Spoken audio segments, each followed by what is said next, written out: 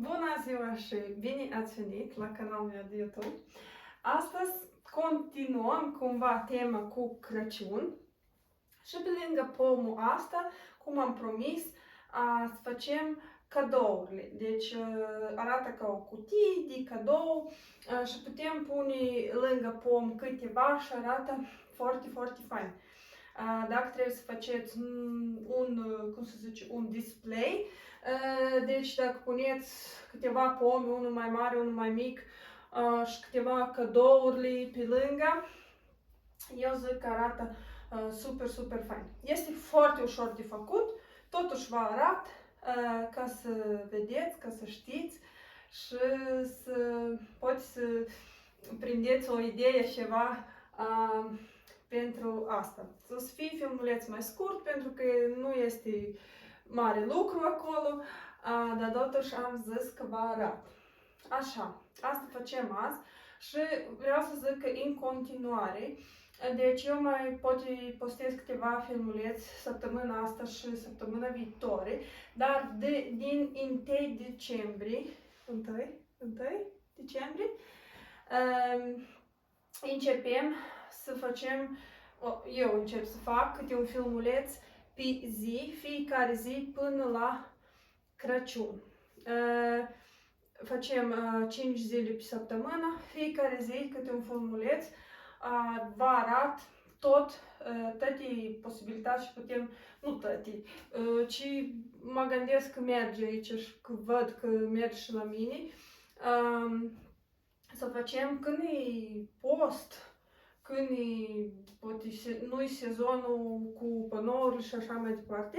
Și vă arăt diferite modele și putem face și ce arată fain. Câteva dintre ele puteți chiar folosi și la evenimente, pe lângă panou sau la intrare. Dar da, asta facem. Filmuleți să fie mai scurt. Sperăm. Eu vorbesc cam mult, dar sper că să fie mai scurt. Și deci cred că vine joi viitor. Noi începem săptămâna viitoare, începem fiecare zi, excepție normal o să fie sâmbătă, duminică. Dar 5 zile pe săptămână până la Crăciun avem câte un filmuleț pe zi. Bine, acum hai să începem cu cadou din baloane și vă arăt ce avem nevoie. Deci avem nevoie de baloane de 30 de centimetri sau dacă vreți să faceți mai mici, nu e nicio problemă. Eu folosesc de 30 de centimetri, iar folosesc roz să merge și cu pomul. De asta am ales roz și avem nevoie de 8 baloane în total. Da? Deci 8 de 30 și baloane mici avem nevoie de 4 baloane de 13 cm. Da? Tot în aceeași culoare. Asta culoarea este un pic diferită, dar n-are nimic. Puteți folosi și altă culoare dacă vreți să vedeți acolo înăuntru altă culoare. Și avem nevoie de baloane de modelaj. Asta este mediu.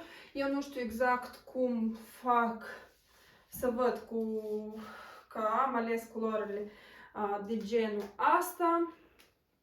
Și normal ce pun eu este high float. Eu pun în baloane de modelaj, pentru că baloane modelaj are nevoie de așa ceva ca să ține mai mult timp. Deci baloane astea o să fie ok cu aer și după o lună, dar baloane de modelaj se dezumflă și nu arată bine că asta încă este bun și asta e deja dezumflat. Deci de asta folosesc high float și cu high float îi stai foarte lung timp.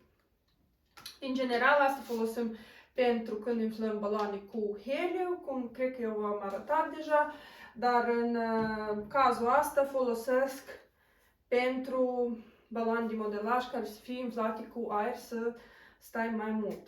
Ok, deci umflăm baloane de 30 de centimetri.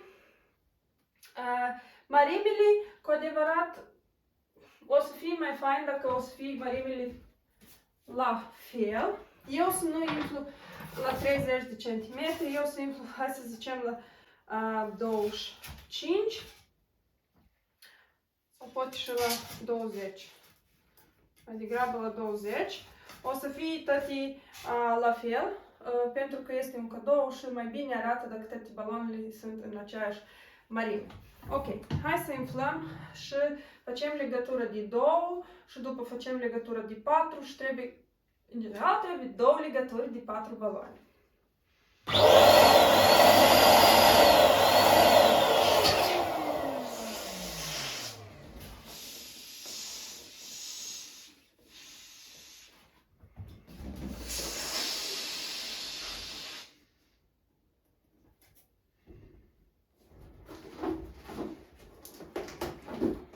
Deci am 2 aici, da? Legate, normal.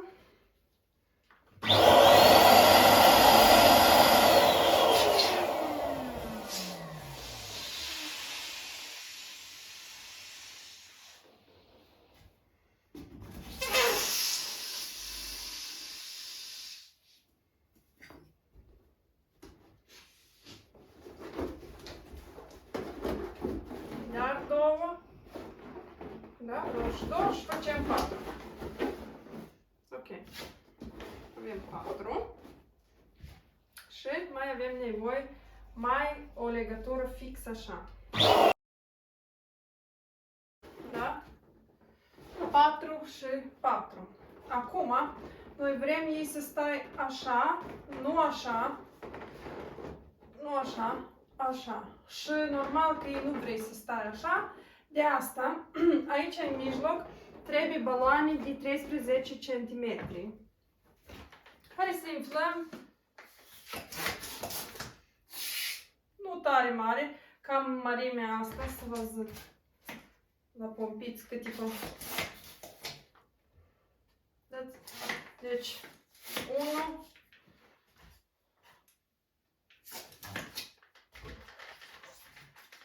nu inflăm la 13 cm, inflăm mai mici. Da?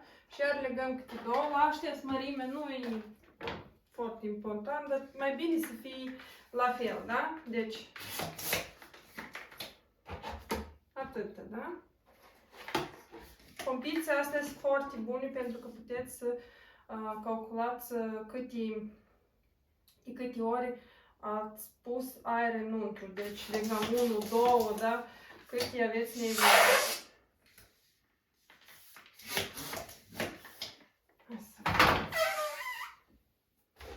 Deci, măsurați și așa noi. Ok. Acum am și aici legătură de 4 baloane mici. Și ce facem? Noi trebuie să fixăm aici și peste punem iar aștia care înseamnă că acolo în mijloc sunt baloane astea mici care nu deranjează, se închide gaura aia care este în mijloc. Da? Așa. Asta este așa. Și baloane astea care avem nevoie să stai fix așa cum avem nevoie, stai foarte bine așa. Ok, acum trebuie să conectăm toată treaba asta, care putem face cu rafii, cu balon de modelaj, cu ață pescărească. Eu normal folosesc rafii.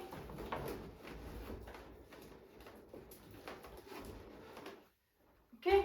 Putem să conectăm și direct cu codiți de așa de balon. Tot este o soluție. Eu am obișnuit cu, am zis de multe ori, că am obișnuit cu rafii, cu rafii fac. Deci am legat acolo.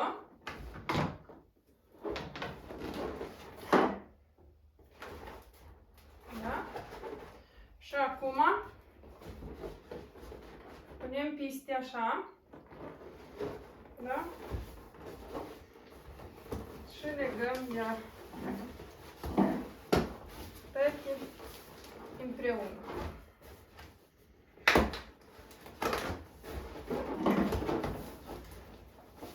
Da? Și avem fix baloane, vrem să stai exact cum avem nevoie noi.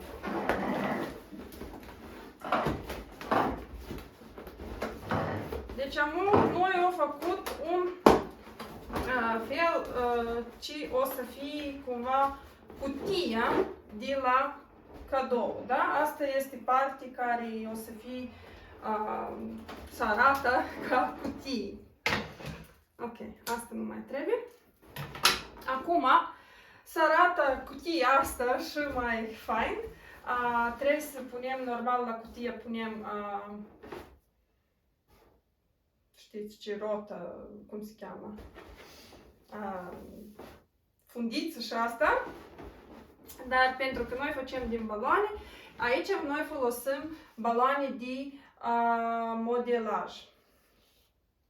Acum, putem pune 4 din toți 4 părți, care o să fie cel mai, cred că, corect, da? Iar dacă nu vreți să puneți din toate 3 părți, puteți pune doar una peste, da? Dacă asta este ideea, nu știu pe care idee mergem. Eu vreau să fac din 4. Și pentru asta, acum mă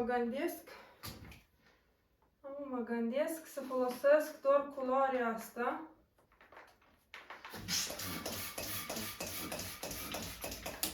Să fie mai... Da. Folosesc doar culoare asta așa roșu și poate vedem. Ok, vedem. Folosesc cam asta și facem fundiță rotă. Și fac cu high float-ul. Deci, eu am cu pompiță așa, pun... ok, deci punem balonul asta peste plasticul asta care am aici, da? Pun și să pun, nu trebuie mult, da? Nu trebuie o pompă întreagă pentru un balon de asta. Și pun până la capăt. Aici se merge gel peste tot. Ok, cam s-a dus. Ok? Avem acum balon cu high float. Să aveți grijă că el destul de ușor să ducă afară din balonul. Și intru balonul ăsta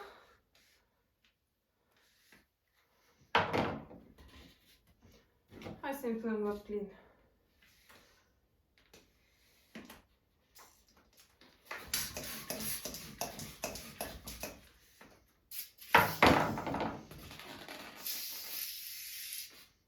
Ok.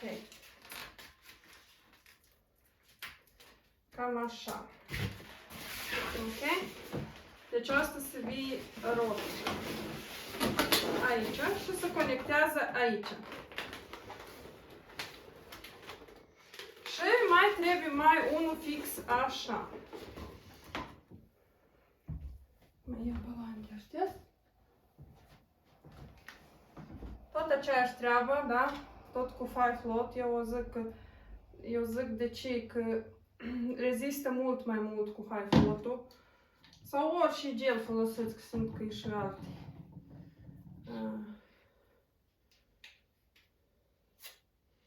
Sunt și alte gelurile.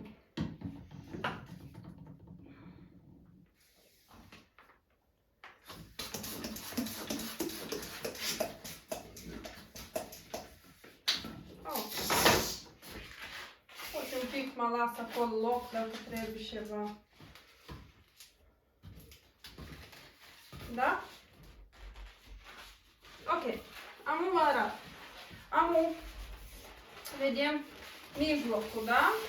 Găsim mijloc la... Asta e doi. Se vede la fel? Nu-s la fel. Ok. Găsim mijloc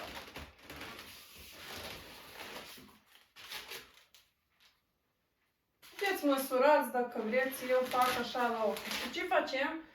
Conectăm aici, în genul ăsta așa.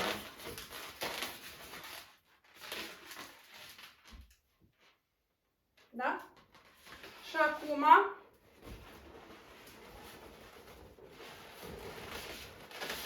dăm rotă pe cutia noastră. Și aici, eu de asta am lăsat un pic de aer, să am loc de unde să leg.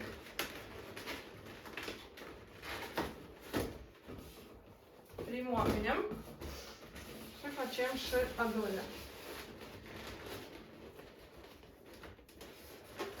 Aici vrem să legăm și asta și să cumva să vină toți patru într-o legătură, da? Legăm în genul asta. Arată acum.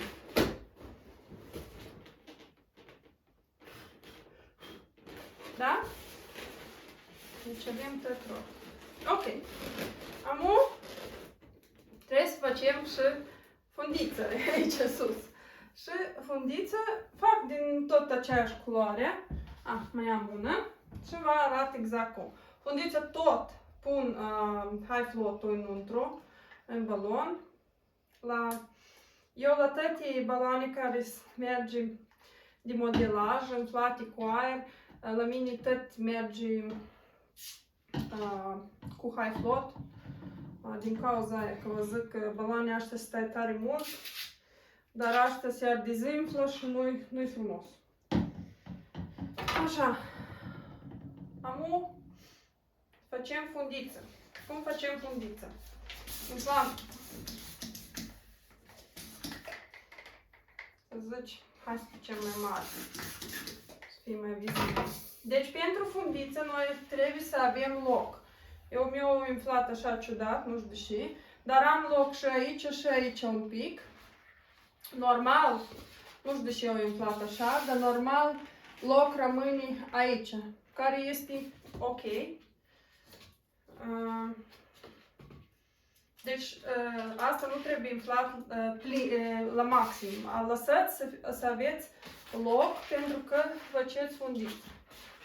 În cazul meu, eu am închis acolo și am pus tot aer aici să fie, da, plin până la... Și acum am aici rămas loc. Ok, fundiță. Vă arăt. Uitați, așa, nici nu știu dacă vedeți, punem așa, da?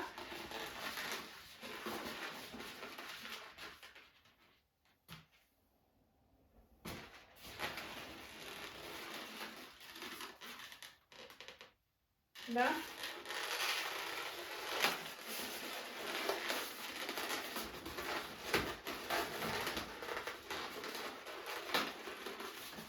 Da? Și avem așa ceva. Și acum, care au rămas mai lung, o parte am făcut să fie mai lung. Uitați, nu știu cum vă arată.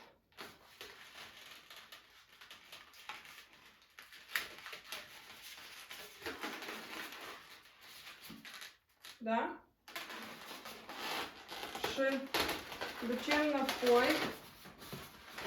Nu știu cum să vă arăt. Da? Asta rămâne aici în mijloc.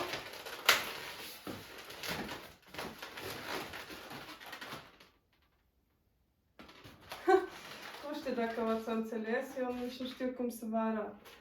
Asta acum, dacă vreți unul mai lung, unul mai scurt, nu-i nicio problemă. Puteți face și așa. Dacă vreți să faceți la fel sau mai scurte, doar întorceți, de exemplu, vreți așa. Întorceți aici, tăieți aici, aveți grijă că înăuntru este high float și el se curge afară, de asta cel mai bine să faceți, să aveți o hârtie subt și faceți ciot aici după și dezumflat aerul de aici. Cred că v-ați înțeles. Hai că să facem în parte. doar să vă arăt. Mi trebuie unde să curge. Hai să iau hârtiuțele astea așa. Da? Deci am întors așa. De exemplu, vreau să scurtez cu atâta. Am întors acolo. Țineți acolo destul de bine. Tăieți aici. Vedeți cum o curs? O curs. O curs peste tot. Așa. Da? Destul de... Și avem așa ceva, da? Și aici acum trebuie să facem ciot. Că dacă lăsați să iasă aer din acolo cu tot. Ați înțeles. Tot timpul acolo. Ok. Da? Cred că v-am arătat. Nu știu. Sper că să înțelegeți. Eu am zis că vă arăt mai una, dar n-are rost. Dacă aveți nevoie să vedeți mai o dată sau de 10 ori, puteți tot întorceți. Am tăiat și codiță și aia acolo și a rămas o fundiță așa. Ok, și acum trebuie să conectăm aici, da? Cu și conectați nu contează. Hai să zicem că eu să conectez iar cu rafi, doar rafi am. Normal eu conectez cu balon de modelaj în aceeași culoare. Deși cu rafi. Hai să luăm un balon mai. Da? Nu trebuie așa lung. Hai pe jumate. Da?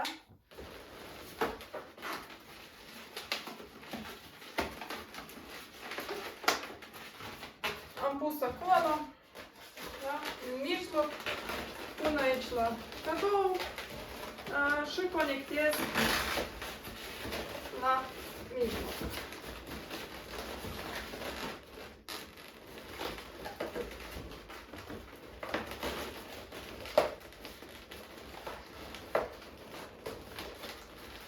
Și ce minut trebuie tăiem.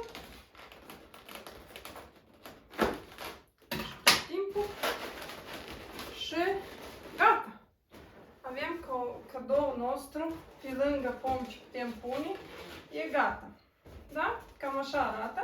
Asta putea să fie auriu care nu am. Eu trebuie să intru pe online și să fac o foarte mare comandă că după sezonul ăsta am rămas cu multe lucruri care nu am. Și din păcate nici nu găsesc online, nici nu știu ce să fac, că sunt foarte multe culori care lipsește și dacă găsești în 30 de cm, nu găsești în 13 cm și așa mai departe și cu adevărat nici nu știu cum să fac și cum să fac comandă să am de toate cum trebuie. Dar sper că amul sezonul e gata și să aduc din nou toate și să avem mai mult pe magazinul. Ok, asta e cam așa. Ok, asta este cadou. Deci punem pe lângă pom. Arată super fain. Puteți faceți mai mici, mai mari, cum vreți.